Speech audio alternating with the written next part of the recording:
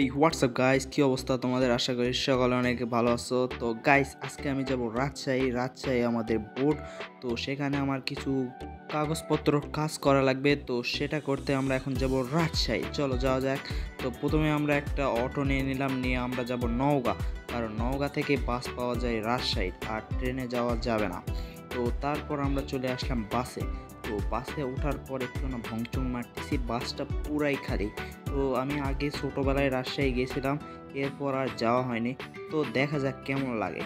তো অবশেষে কিছুক্ষণ প্রায় 2.5 ঘন্টা জার্নি করার পর আমরা চলে আসলাম রাজশাহী।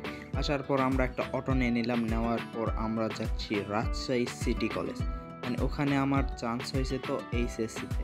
তো আমার ফ্যামিলির কথা হচ্ছে আমাকে এখানে পড়াবে না, মানে বাসা থেকে পড়াবে। তো আমি তো এটা নিশ্চয়ন করে ফেলে দিচ্ছি, তো বোর্ডে যেয়ে সেটা বাতিল করতে হবে। তো আমরা এখন যাব বোর্ডে, চলো যাওয়া যাক। তো এই যে একটা অটো নিয়ে নিলাম, নেওয়ার পর আমরা এখন চলে যাব বোর্ডে। তো বোর্ডে যাওয়ার উদ্দেশ্যে আমি রওনা হয়ে গেলাম, কিন্তু সাথে কিন্তু আম্মু আছে। তো বোর্ডের কাজ কারবার শেষ করে তারপর বললো যে 2 ঘন্টা ওয়েট করো, 2 ঘন্টার মধ্যে কাজটা হয়ে যাবে। তো সেইভাবে আমি চলে আসলাম রাজশাহী পদ্মার পার, যেখানে আছে প্রচুর কাপড়।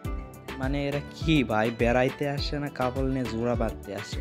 বাট দেখতে তো খুবই ভালো লাগতেছে, সিনারিটা জোস। ওই দেখো কি করতেছে সবাই। তো এইভাবে একটু না ভাব মারলাম, মারার পর ভালোই লাগতেছে ভাই। রাজশাহী সিটি প্রচুর পরিষ্কার পরিচ্ছন্ন, আমার কাছে খুবই পছন্দনীয়। মানে আমি একবার গিয়েই তো ক্রাশ খেয়ে গেলাম। রাজশাহী আমার খুবই ভালো লাগছে, কিন্তু কি আর করার, এখানে আর পড়ালেখা হলো না, আবার দেশেই আসতে হবে। তো রাজশাহী আমাকে খুবই ভালো লাগছে। Bye bye Rajshahi. তো এই হচ্ছে পদ্মার পাড়, যেখানে দেখো জোড়া জোড়া নিয়ে হাঁটতিছে। তো দেখো এই যে আবার আসতেছে, ওই যে একটা মানে করো কাপলের বন্যা ভাই, কি করতেছে না করতেছে আর বললাম না, থাক।